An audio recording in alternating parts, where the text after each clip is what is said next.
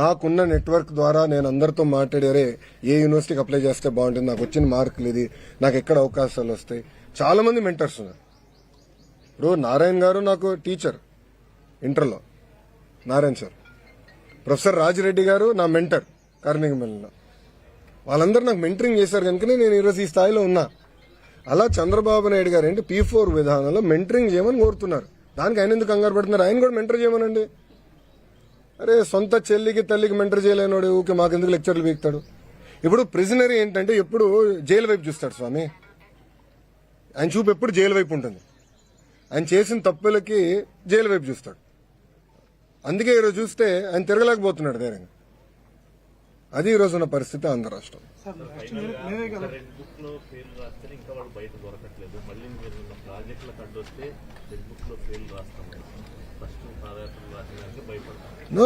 ఇప్పుడు ఒక మాట చెప్తాను. అసలు కన్నగిరి నియోజకవర్గం ఒకసారి తీసుకుంటే సుమారుగా 35,000 మంది వలసలు వెళ్తారు. 35,000 మంది ఒక నియోజకవర్గం నుంచి. అది నేను పాదయాత్రలో గమనించాను. అందరూ మాట్లాడుకున్నాం. దానికి ఫుల్ స్టాప్ పెట్టాలి అన్న లక్ష్యంతో CBG ప్రాజెక్ట్ ఒప్పందం కుదిరిన వెంటనే నేను గొట్టిపాటి రవాణా మాట్లాడి ఫస్ట్ ప్రాజెక్ట్ ప్రకాశం జిల్లాలో చేయాలి. అది ఫస్ట్ మేము ఫిలాసాఫికల్గా అనుకున్నాం. ఎందుకంటే ఆయన ఆ జిల్లా నుంచి వచ్చారు కానీ మనం మన జిల్లాలో చేయాలి నంబర్ 1. దాంతో ఇద్దరం ఆడుకుంటే ఆయన అద్దంకి కావాలని కోరలా. ఇద్దరం ఆడుకుని కన్నగిరిలో ఈ సమస్య ఉంది, ప్రత్యేకంగా కన్నగిరిని మనం ఆదుకుందాం అని చెప్పి ఫస్ట్ ప్రాజెక్ట్. హెలికాప్టర్లో నేను వచ్చినప్పుడు ప్రసాద్ గారితో మాట్లాడి ఆయన ఏమన్నా మంచిది ఒక ప్రాజెక్ట్ వచ్చింది, ఇంకా భూమి వస్తే మిగతా చేద్దాం అంటే ల్యాండ్ అయిన వెంటనే నేను ఉగ్ర నరసింహారెడ్డి గారిని అడిగా, అన్నా మీరు ఎన్ని వేల ఎకరాలు చౌడు భూమి మీరు ఐడెంటిఫై చేసి వీళ్ళు కౌలు కింద ఇవ్వగలుగుతారు, ఎందుకంటే వాళ్ళు ఈ నేపియర్ గ్రాస్ చేస్తానంటే 50,000 ఎకరాలు నేను చేస్తానంటే 50 ప్రాజెక్టులు వస్తాయి. 50 ప్రాజెక్టులు ఒకే లొకేషన్. దానివల్ల రూపురేఖలు మారండి. రెండోది వాళ్ళు తయారు చేసి ఎరువు తీసుకెళ్లి మళ్ళీ అదే భూమిలో వాడుతున్నారు. సో న్యూట్రిషన్ కూడా భూమిలో బాగా విపరీతం పెరుగుతుంది, న్యూట్రియన్స్ బాగా పెరుగుతుంది, ఆ అడ్వాంటేజ్ వచ్చేస్తుంది. అది నేను ప్రాజెక్ట్ చేస్తే వాళ్ళు ఎట్లా తయారంటే ఈ ప్రాజెక్టు వాళ్ళు బొబ్బులు వస్తాయి, ఈ ప్రాజెక్టులు వస్తున్నాయి. అరే మళ్ళీ ఇంట్లో గ్యాస్ సిలిండర్ వాడుతున్నారు కదా ఈ రోజు, బొబ్బులు వచ్చిన వాళ్ళకి గ్యాస్ సిలిండర్ వాడితే. అంటే చూడండి, ఉద్యోగాలు ఉపాధి కల్పించాలి. ఒక పక్కన వాళ్ళే మాడతారు, ఇంకో పక్కన వచ్చే ప్రాజెక్టులు రాకుండా దుష్ప్రచారం చేయాలని వాళ్ళు ప్రయత్నిస్తారు. దొంది వైఖరి, దానికి ఫుల్ స్టాప్ పెడతాను.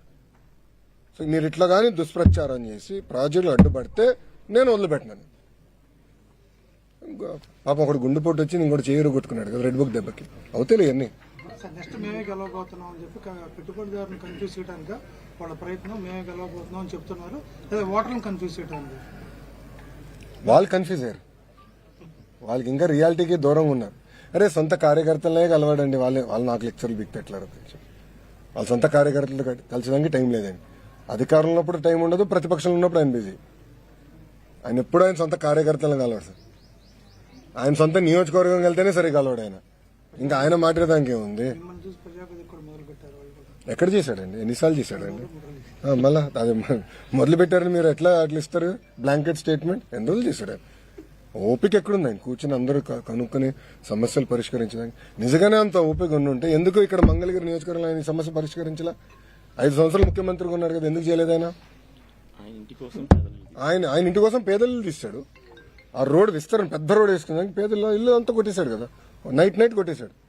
మళ్ళా అలాంటి ప్రభుత్వం మాది కాదు. ప్రజాప్రభుత్వం, పేదలకు అండగా నిలబడే ప్రభుత్వం ఎన్డీ ప్రభుత్వం. ప్రవీణ్ మరణానికి సంబంధించి కుటుంబ సభ్యులు ప్రభుత్వ విచారణ మీద నమ్మకం వ్యక్తం చేస్తున్నా కొందరు రాజకీయ ముసుగులో దీన్ని ఒక వివాదం చేద్దామని చూస్తారు. దీన్ని ఎలా కంట్రోల్ చేస్తారు? నేను గతంలో కూడా చెప్పాను, మాతో ధీటుగా పోటీ పడలేక కుల మత ప్రాంత విభేదాలు రెచ్చగొట్టి రాజకీయ లబ్ధి పొందాలనేది వైకాపా లక్ష్యం. దాంట్లో మీకు ఎలాంటి సందేహం అవసరం లేదు. పాస్టర్ ప్రవీణ్దే కాదు, ముందు కూడా ఇలాంటి అనేక డ్రామాలు వాళ్ళు చేస్తారు. ప్రజలందరూ అప్రమత్తంగా ఉండాలి. అనేక డ్రామాలు చేస్తారు. ఇప్పుడు ప్రభుత్వం ప్రతి ఇష్యూని సీరియస్ గా తీసుకుంటుంది, దర్యాప్తు చేస్తుంది. ఒకవేళ ఎవరైనా తప్పు చేస్తే వాళ్ళు వదిలిపెట్టే ప్రసక్తి ఉండదు ఈ ప్రభుత్వంలో. ఎవరైనా ఉన్నాయి, టీడీపీ వాళ్ళు అవ్వచ్చు, వైకాపా వాళ్ళు అవ్వచ్చు, జనసేన వాళ్ళు అవ్వచ్చు, బీజేపీ వాళ్ళు అవ్వచ్చు, ఎవరిని అవ్వచ్చు. ఎవరిని వదిలిపెట్టదు, తప్పు చేస్తున్న మటుకు ఎవరిని వదిలిపెట్టదు ఈ ప్రభుత్వం. అది చాలా క్లారిటీగా లా అండ్ ఆర్డర్ విషయంలో గౌరవ ముఖ్యమంత్రి గారు చాలా క్లియర్ గా ఉంది. అవునండి, ఎందుకు పనిచేయకూడదండి? ఎందుకు పనిచేయదండి? రెడ్ బుక్ లో ఏముంది? ఎవరైతే చట్టాన్ని ఉల్లంఘించి ప్రజల్ని కార్యకర్తలను ఇబ్బంది పెట్టారో వాళ్ళని వదిలిపెట్టను అన్నాను. అంటే వాళ్ళు చట్టాలు ఉల్లంఘించినట్టే కదా బాయ్. చట్టాలు ఉల్లంఘించిన వాళ్ళపైన యాక్షన్ తీసుకున్నాం. అదే రెడ్ బుక్, యాక్షన్ తీసుకుంటాం, దాంట్లో ఎలాంటి డౌట్ లేదు. ఇది రాజారెడ్డి రాజ్యాంగం కాదండి. గేట్లకి తాళు కడతాం, ఏం తప్పు చేయనోడి పైన దొంగ కేసులు పెడతాం. అలా ఎప్పుడు చేయలేదు.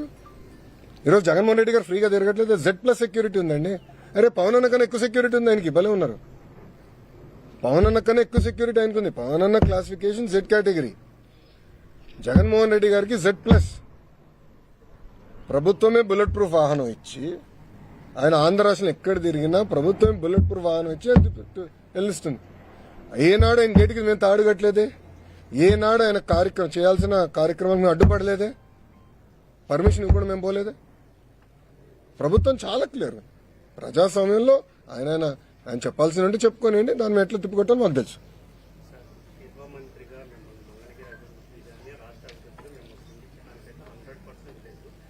మీరు అధికారంలోకి వచ్చిన మొదటిసారి రైతులకు పంటలు వస్తుంది సార్. అది రేటు బాగా ఇబ్బంది ఉంది. అన్న ఇప్పుడు మీరు చూస్తే వరి తీసుకుంటే, వరి విషయంకి వస్తే ఒక్క నిమిషం నేను పూర్తి చేయను. వరి విషయం తీసుకుంటే గత ప్రభుత్వం పెట్టిన బకాయిలన్నీ చెల్లించాము. మన ప్రభుత్వం కొనుగోలు చేసినంత డబ్బులు ఇచ్చేస్తాం జరిగింది. ఇప్పుడు మిరప ఉంది. కొన్ని వేరియంట్స్ కి తక్కువ వస్తున్నాయి, కొన్ని వేరియంట్స్ కి ఎక్కువ వస్తున్నాయి. అది కేంద్ర ప్రభుత్వం ఇంటర్వెన్షన్స్ 11,500 కింద చేశాను. పసుపు నేను మానిటర్ చేస్తున్నాను. నేను పర్సనల్ గా పసుపుని నేను మానిటర్ చేస్తున్నాను. ఈ 2-3 రోజులు ఆర్టికల్స్ కూడా నేను చూశాను. అది నేను మొత్తం మానిటర్ చేస్తున్నామా. దానికి ఒక కమిటీ వేశారు. అంటే మనోహర్ గారు, అచ్చెన్నాయుడు అన్న వీళ్ళందరూ కూర్చుని వాళ్ళు కోఆర్డినేట్ చేస్తున్నారు. ఇది ప్రతి కేబినెట్ మీటింగ్ లో కూడా మేము డిస్కస్ చేస్తున్నాం. రైతులు నష్టపోకుండా చూసుకునే బాధ్యత ఎన్డీఏ ప్రభుత్వం తీసుకుంటుంది. అంటే వాళ్ళకి చేతికి పంట వచ్చి రెడీగా ఉంది సార్. అంటే లాస్ట్ గవర్నమెంట్ లో 11,000 అమ్మిన మినిమం ఇప్పుడు 7,000 కడుగుతుంది సార్. అమ్మా ఇప్పుడు ఏమైందంటే అది మార్కెట్ ఫ్యాక్టర్, ప్రభుత్వాలు కాదు, అది మార్కెట్. అంటే పంట ఎక్కువ వచ్చిన తర్వాత ఏమైందంటే దానివల్ల ధరలు పడిపోతున్నాయి. సో దాన్ని స్టెబిలైజ్ చేయాల్సిన బాధ్యత ఎన్డీఏ ప్రభుత్వం అయింది. అది తప్పనిసరిగా మేము చేస్తాం, దాంట్లో ఎలాంటి డౌట్ లేదు. ప్రైస్ వందపడకల ఆసుపత్రి ఇప్పుడు శంకుస్థాపన జరుగుతుంది సార్. ఇక నేను చెప్తాం, మంచి రోజులు చూసుకుని చేయాలి కదండి. సో ఒక్కొక్కటి చేసుకుంటూ వెళ్తున్నాం. త్వరలో దానికి శంకుస్థాపన వేస్తాం. దాంట్లో క్యాన్సర్ హాస్పిటల్కి ప్రత్యామ్నాయం 100% చేస్తాం. ఓకేనా? కొంచెం కేబినెట్ మీటింగ్ ఉంది, నాకు కొంచెం బయలుదేరుతాను. ఆల్రెడీ పర్మిషన్ లో ఉన్నానమ్మా. హెడ్ మాస్టర్ దగ్గర పర్మిషన్ తీసుకున్నట్టు నేను బాబు గారి దగ్గర పర్మిషన్ తీసుకున్నాను. ఎందుకంటే మంచి ముహూర్తం అనేది, పవిత్రమైన కార్యక్రమం. నేను ఉంటా. ఇది